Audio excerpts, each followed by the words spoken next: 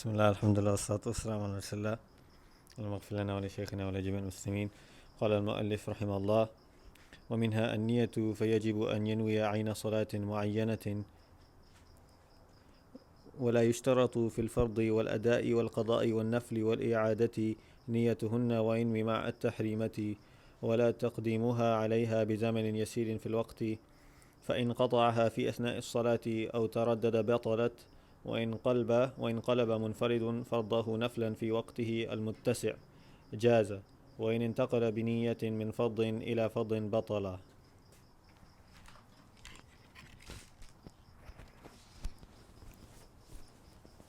بسم الله الرحمن الرحيم.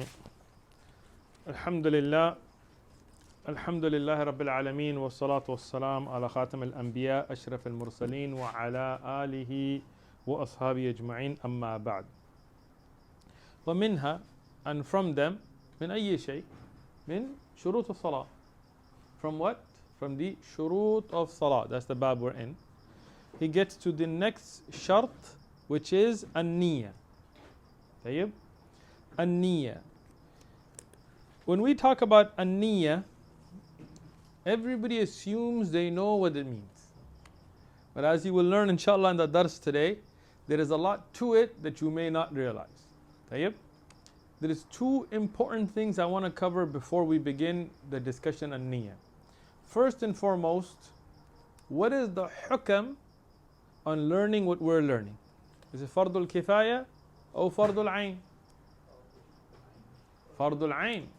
It is an individual obligation upon every Muslim. When Rasulullah sallallahu alaihi wasallam obligated knowledge on every Muslim, this is a part of that knowledge. Okay? We're not learning balagha or usul al-tafsir or things that are for ulama. First thing. Because when we say we're going to study fiqh, many brothers and sisters already know fiqh. Yeah. What do you mean? I did that, man. But then if you ask them about a niyyah, how do you make the niyyah for salah? Well, I just make my niyyah. Yeah? I'm going to make salah. Tayyib, do you specify whether it's fard or nafal? Do you have a particular script you have to recite? Can you change your niyyah from nafal to fard, fard to nafal, fard to fard? Right? Can you make the niyyah before the time of that salah? Can you make it after the takbirat al-ihram? Like, then you get to realize you really don't know.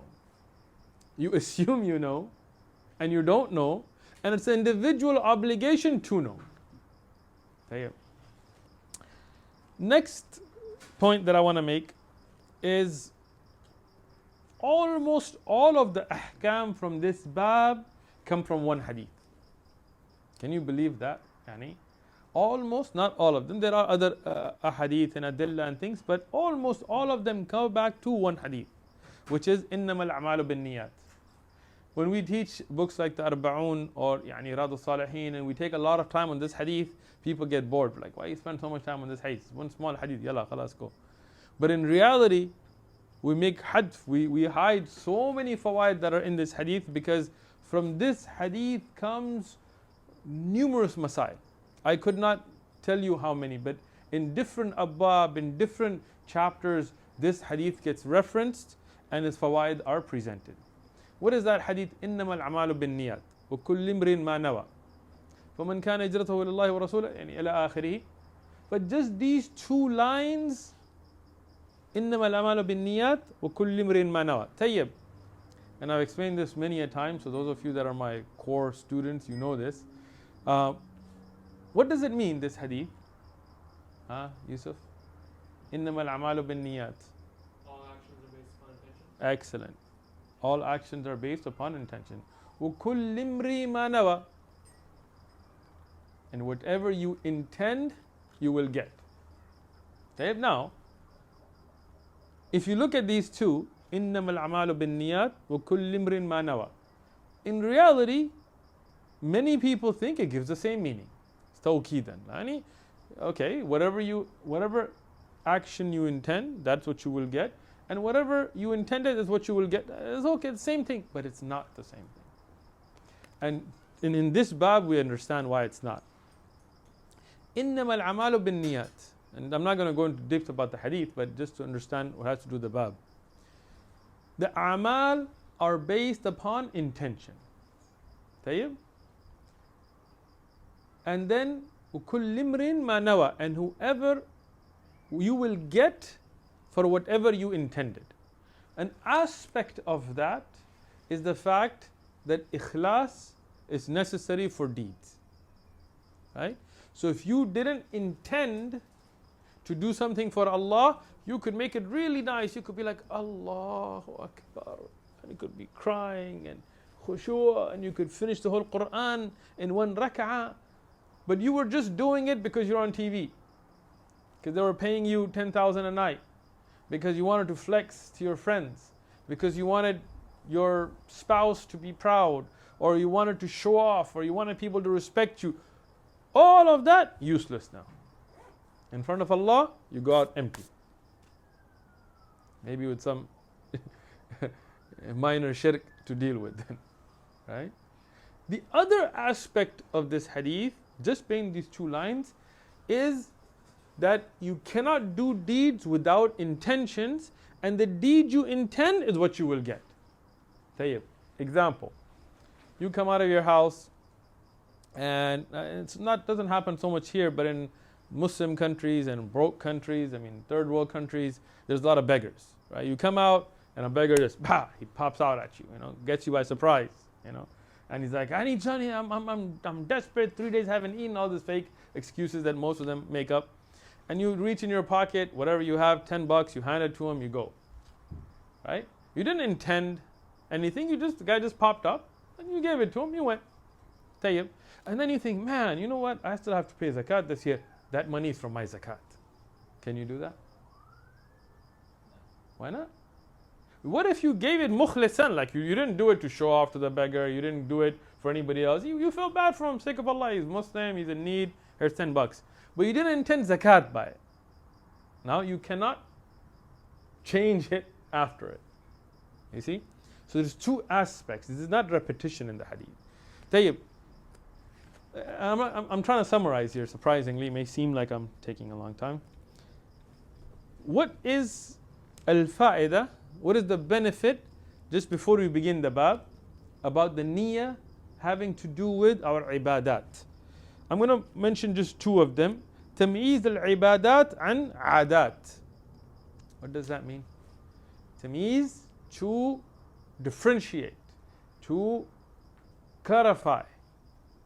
Ibadat and adat, the worship from tradition. Why do you go for Jummah? Oh, it's a tradition in our culture. Well, then no reward for that.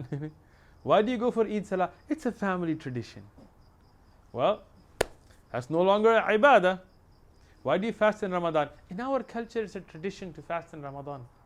Well, then no reward for fasting. You don't get rewards for cultural practices. You get reward for ibadat. So why do you grow a beard? Not because it looks cool, even though it does. You grow a beard because Rasulullah ﷺ ordained it, because Allah has shown this is the way of the Sharia. Now your beard is not just Duck Dynasty beards, your beard is with reward. Right? Why do you wear a thobe? Not because I'm Arab. Why do you wear imama? Not because you're Afghan.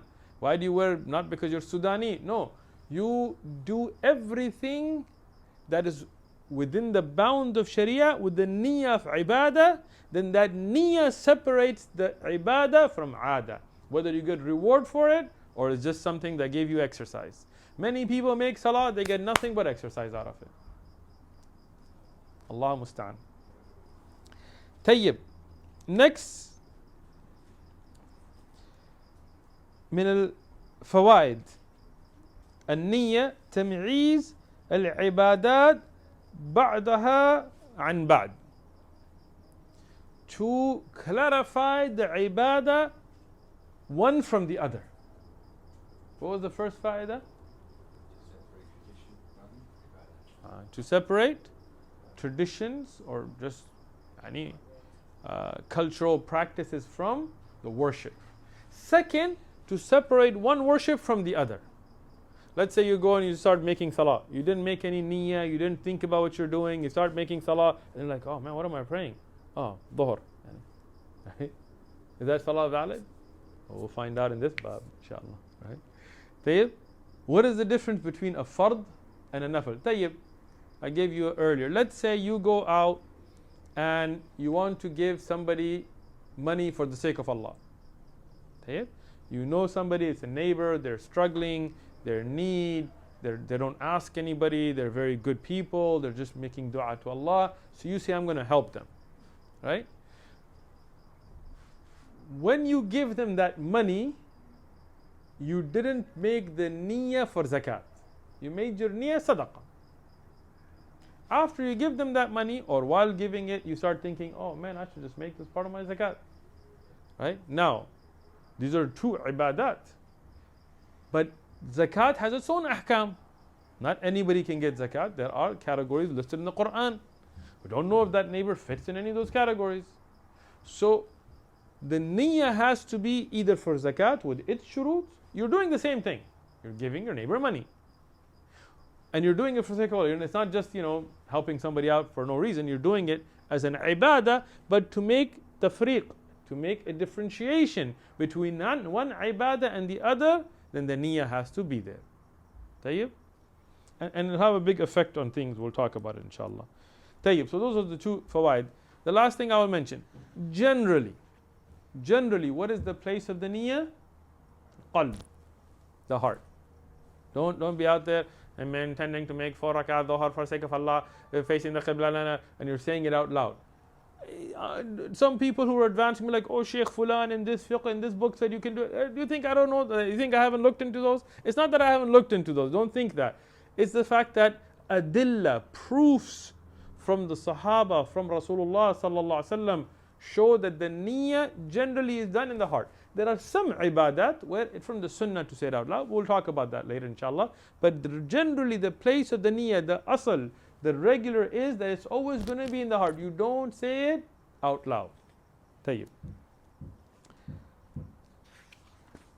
We'll begin the actual bab now. So, tayyib. So, minha an-niyyah, from the shurut of salah is an-niyyah.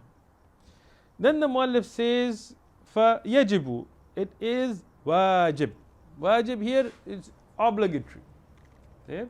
Here we're not differentiating between fard and wajib. This is linguistic. There's no doubt that this is a shart. If you want to go down that path of istilah, it's a shart. But wajib is being used in a linguistic manner to make a niyyah ayn as-salatin, yani of the particular salah when it is muayyana.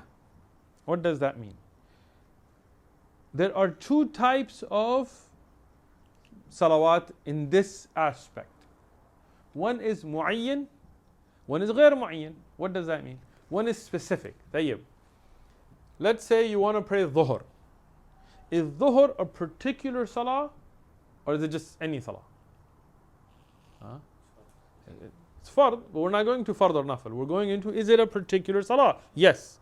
It's 4 rak'at, it's at a particular time, it's fard, it's done silently, it's not done out loud, it's muayyan. It's dhuhr, asr, maghrib, 5 fard salawat, all of them muayyan. Then there are rawatib. Rawatib. Those are the sunan salawat tied to the faraid. Rak'atayn qabla al-fajr. 2 rak'at before fajr. 2 or 4 before dhuhr. 2 or 4 after dhuhr. 4 before asr غير mu'kada. Or 2 before maghrib غير mu'kada. 2 after maghrib that are mu'kada. 2 more that are غير mu'kada. 2 before isha. 2 or 4 after isha. These are all connected to the fard salawat. Are they muayyan or غير muayyan? Muayyan. They're particular. Yani before fajr, you don't just start making whatever nafal. La. You have 2 rak'ah and they're tied to being the sunan before the fard. They have their particular time, they have their own fada'il, they have their own ahkam. Tayyib. What if you're traveling? We talked about this before. Right? Let's say you're traveling and you're going from here to, pick a city. Oaktown. You're going to Oakland. Long drive, 8-9 hours, right? And you made your fard salah standing at a park. Now you get in the car, you're going, you face the qibla. You just want to pray nafal. You don't want to talk to people, you want to pray nafal. Is this muayyan or غير muayyan? غير muayyan. It's mutlaqan. nafal mutlaq.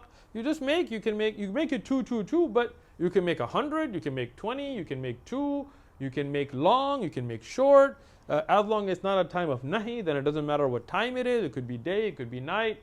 It doesn't matter. This is غير معين. So if the salah is mu'ayyan, then no doubt you have to identify the specific salah you're making your niyyah for. Some people, may Allah protect us, they go and they start making salah and they have no idea really whether they're making rak'atain of sunan before fajr or the 2 rak'ah of fajr. They don't, until it kind of like clicks, they don't even think about, am I praying dhuhr or asr? And sometimes during salah, be like, am I praying maghrib or isha? Oh, maghrib, yeah, okay. Right? So here, what is the hukam on that salah? We'll talk about it inshallah. But what the muallif is saying, that if it's a specific salah, and again, go to إِنَّمَا الْأَعْمَالُ بِالنِّيَّةِ وَكُلِّ امْرِئٍ مَا نَوَى. So if you didn't make niyyah for that specific salah, then how do you expect the reward and fulfilling the hukam of that specific salah? طيب. But it is not a shart.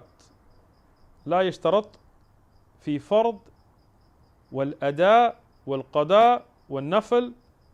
طيب. وإعادة. But it is not, the muallif says, it is not a condition to specify whether it's fard or if it's being prayed on time or out of its time or nafal or a repeat, to clarify that in your niyyah. What does that mean? When you go to make dhuhr, you need to make a niyyah in your heart. There is no particular script. As kids we were taught, Salo rakat munskum khaste Allah para de makh me kibleta. Like we had this little script, Pashto, Urdu, whatever language you learnt it in, right? But there is no script. There is really no need for a script, right? What do you have to do? You have to intend in your heart that I'm going to make a particular salah and have to say what salah is it? Dhuhr. Tayyib, why? Many people they say you have to say it's fard or nafal. The muallif says no. Why? Well, if you intend dhuhr, can dhuhr be nafal? Nah, dhuhr is a fard salah. So why would you put a condition that you have to say it's fard? If you intend to pray qiyam al-layl, tahajjud, is that nafal or fard? Nafal. So why would you have to say, I want to make, in your heart, I want to make rak'atain qiyam al-layl naflan? Well, it's already nafal. And there is no shart there to enforce that. What about ada or qada? Ada means to pray it on time. Qada means to pray it late. Well, if you start to make salah, right, and you make your niyyah that you're praying it on time, and when you're in salah, you hear the adhan go off, and you realize that now the time is gone, right? Now you're now technically outside the salah time. Does that mean your niyyah is invalid? La, right? Or if you're going to make qada, is that a different salah? Right? Like let's say, may Allah protect us, you wake up and the time of fajr is over, and you're going to pray fajr. Well, you didn't intend to miss it, right? So the sin's not on you because the pen is lifted on the 3, as long as you did your best. Not like you were like no alarm or nothing. I want to wake up, right? So you did your best, but khalas, Allah musta'an, your little brother came and broke your alarm clock and you didn't even realize it, and you wake up and the salah is gone. Now, why do you need to intend qada? You make your niyyah that you're praying fajr. So to intend the particular salah for a muayyana, and for a salah that is particular, is obligatory, but it is not a shart to say whether it's fard, on time, late, nafal, or a repeat. What do you mean by repeat? You made dhuhr, and then you finish your salah, and then you realize, I didn't have wudu. What do you have to do? Repeat the salah. Make the wudu and repeat the salah. Now do you have to make a new niyyah? This is a repeat salah. La, your salah was batala, so it didn't count. So now you just make your niyyah for that salah. Tayyib. وَيَنْوِي مَعَ التَّحْرِيمَ. Here we get into now, there are a number of masail we're going to get into, right? Ta'ayin al-niyyah, to specify the niyyah, which we just covered. Waqtu niyyah, the time for when to make the intention, which we're going to do now. Mubtalat al-niyyah, the things that invalidate the niyyah, which we're going to do later. Al-qalb al-niyyah or qalb al-niyyah, the changing, not qalb as in heart, here the meaning, the changing of the intentions. And the niyyah al-imam, the niyyah of the imam, and the ma'moon, the one who's being led. That we will not cover today. That one we'll do at the next test. But the rest of these 4 we will cover today, inshaAllah ta'ala. So now we get to the second issue, which is when is the time of the niyyah? Can you, let's say the adhan has not happened yet, and there is khilaf, and there is within the madhab and khalif. I'm not going to get into all of that because there are no clear adillah for us to argue. It's all based on the same ahadith. So I'm going to go mu'tamidan here, right? Because there is no reason to get into all that khilaf. Tayyib. So let's say the adhan of dhuhr hasn't happened, and you're going to make salah. And some masajid, mashallah, they pray right after the minute of the adhan is done, right? So you're going to go make salah, and you make your niyyah before the adhan has even happened. And then you don't even think about it. Like it's all out of your mind until you go and you say Allahu Akbar, and then you start salah, and then you're like, what am I praying? Oh, I'm praying dhuhr. But you made your niyyah, but it was before the time for dhuhr. Does that count? Mu'tamidan la. Because the niyyah should have been made when that salah became an obligation on you. And the salah became an obligation بعد دخول الوقت الصلاة. طيب? Meaning you can't just sit here and go, I intend to make every single salah that I'm ever going to pray. Okay? لا. يعني until that time comes, you cannot. So, when is the optimal time?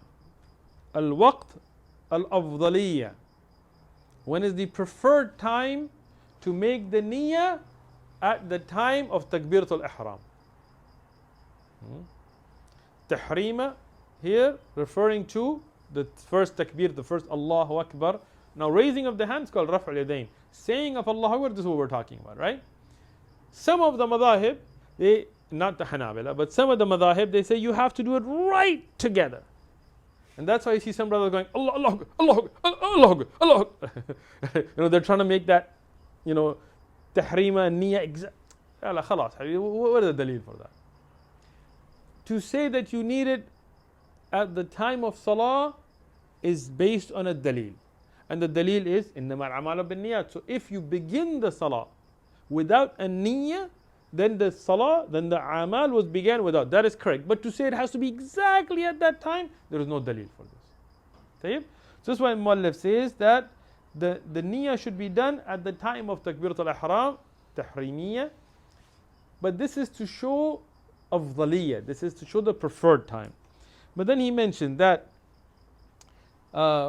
if it is done before it, بِزَمَنٍ يَسِيرٍ, a short time before it. Like let's say right before you're about to raise your hands, you make your niyyah, and then you say Allahu Akbar, and then you began. And in that situation, that you were still hadn't began the salah, meaning not after tahrim, but before it, by a short amount of time, not like again, like an hour before salah, like I intend salah, khalas, no, right in a short amount of time, before salah you made your niyyah, then that is acceptable. That is the jawaz, waqtul jawaz. What is afdaliyya? The time of takbiratul ihram, right before it or while doing it, right? Because that is the first thing that enters you into salah. But if you did a little bit before that, that is permissible as well, you're fine. If you didn't make a niyyah and you make takbiratul ihram and you begin your salah and then make your niyyah, what is the hukum on your salah? Batila. And if qata'aha, if you invalidate or cut, linguistically it would be to cut, but you could say the intention is broken athna salah, during the salah. You're making salah and then you realize, man, my car's on. I better go break my salah to go turn off my car. So you broke your niyyah for salah during salah. Or if you are indecisive of your niyyah, meaning you start your salah and you're like, should I make salah? Oh man, come on, I'm so tired, man. I'm not gonna make salah. I'm just gonna go to sleep. No, you know what? I better just make salah. No, I think I'm gonna go to sleep. I'm just too tired. Nah, that's bad. Let me just continue salah. This is indecisive. You see the difference between the two? The first is you make your niyyah breaks. You're like, I'm gonna break my salah. Okay? Now, before you break your salah, now your salah is broken. The other is that you're not breaking your salah, but you're kind of indecisive. Either one of them, they invalidate your salah. Either one of those invalidate your salah. Why? Obviously the hadith, but also usul and fiqh. We talked about shurut. What are shurut? What was the difference between a shart and a rukn? One of the differences we mentioned is that a shart is continuous. A rukn, they're both obligatory or a wajib. You do it, and once you're done, you're done. A niyyah is not like that. Your niyyah has to stay. Right? So if your niyyah left, it's like your wudu leaving. Let's say you made wudu before salah, started salah with wudu, and then you invalidate your wudu. Can you continue salah? La. You invalidated one of the shurut of salah. Same thing with the niyyah. And if you qalaba, change. Munfaradun, yani somebody who is praying individually fard salah to nafal, and there is enough time for you to pray your fard after that. Okay, now it's a very important bab. We're in our next thing, which is the changing of niyyah. We already talked about what invalidates the niyyah. Now we're talking about qalab al-niyyah, the switching of the niyyah. Tayyib? So you are praying individually, and you're praying a fard salah, and you decide to change it to a nafal salah. Tayyib? You understand the surah al-mas'ala? And there is enough time for you to then pray that fard salah after that. This is jaiz. This is permissible. Tayyib. There's a lot to this hukm. I'm going to really try to summarize and make it easy. Tayyib. Let's say you go to make fajr salah, but you didn't make your rak'atayn qabla al-fajr. You're really tired, you're lazy, your shaitan is whispering, you're like, I'm just going to make my 2 rakat fard, and then I'm going to go to sleep. And you begin your fard salah. You made your niyyah for fard salah. But you decided, now you're praying by yourself, you're not an imam, right? Or you can even say if you're behind an imam. In Rawda and other shuruh, they said also for the one behind the imam. And then you think, man, this is really bad. How can I miss my rak'atayn before fajr? I'm going to make this my sunan. Right? But you have enough time that afterwards you can then pray your rak'atayn fard. Then there is jawaz here. Tayyib? Now what is excluded from that? One, the imam. If you're an imam and you start a fard salah and you change it to the niyyah of nafal, now your salah affects everybody behind you, and your switch, and everybody began with the niyyah of fard and you began with fard, so that will affect everybody behind you. So the imam is not included in this mas'ala. What else is excluded is the nafal changing to fard. This is the fard changing to nafal. Tayyib. Now, what about if somebody's praying a nafal and decides to change it to a fard? You just want to make 2 rak'ah nafal, mutlaqan. No, nothing specific. You got up at night, you start making rak'atayn, and then you think, man, I didn't pray Isha. Let me just make this my Isha. Can you? La. Why not? Earlier we said that the specific salah need the particular niyyah. Here you just made a mutlaq and nafal niyyah, and now for you to switch it to a specific would mean that in the beginning of that particular salah you didn't have the niyyah for that particular salah. So to go from nafal to fard, or as the muallif continues, if you change from one fard to the other fard, both of them are batila. What does that mean? You're praying dhuhr, and then you realize, I already prayed dhuhr, I'm going to make this my asr. Or you're praying asr, and you realize, I didn't pray dhuhr, I'm going to make this my dhuhr. Can you? La, because those are muta'ayyana, they are particular. So if you were praying nafal and you changed it to fard, or you were praying one fard and you made it to another fard, what happens to that salah? Invalid. If you were praying dhuhr and you changed it to asr, now your dhuhr is gone and your asr is gone. Now you have to repeat your dhuhr and then pray your asr in the time of asr. Okay? If you are praying a nafal and you change it to fard, now your nafal is gone and your fard is gone. Now you have to repeat that salah, because you violated a shart from the shurut of salah. Inshallah, we'll stop here and we'll begin with the ahkam of the imam and the one praying behind him with the niyyah to end this bab at the next dars, inshallah.